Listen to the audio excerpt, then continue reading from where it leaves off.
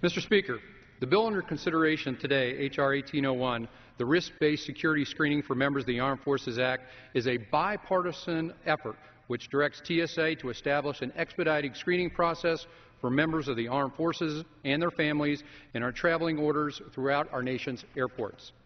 Currently, military service members traveling on orders must remove their Class A uniform blouse jackets, metal belt buckles, and insignia devices before proceeding through security checkpoints.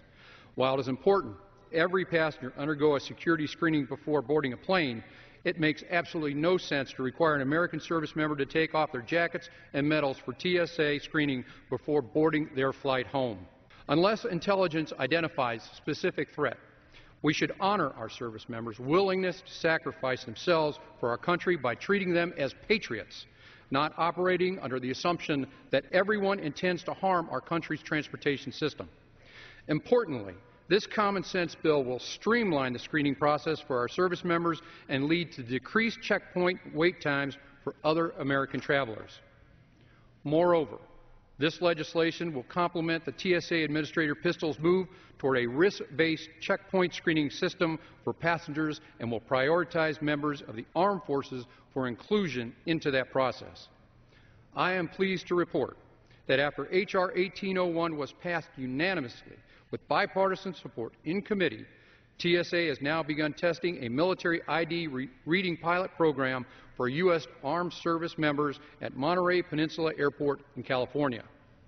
While this bill will not let a member of the armed forces bypass security, it will require TSA to develop an expedited screening process designed to reduce our service members' checkpoint waiting times and focus more resources on unknown and high-risk passengers.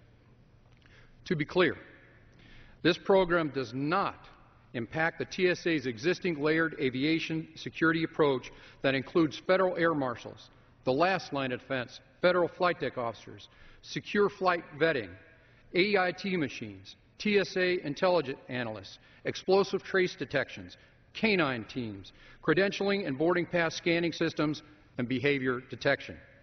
It is merely part of a highly integrated risk-based analysis system that allows further concentration of limited resources on potentially higher-risk passengers.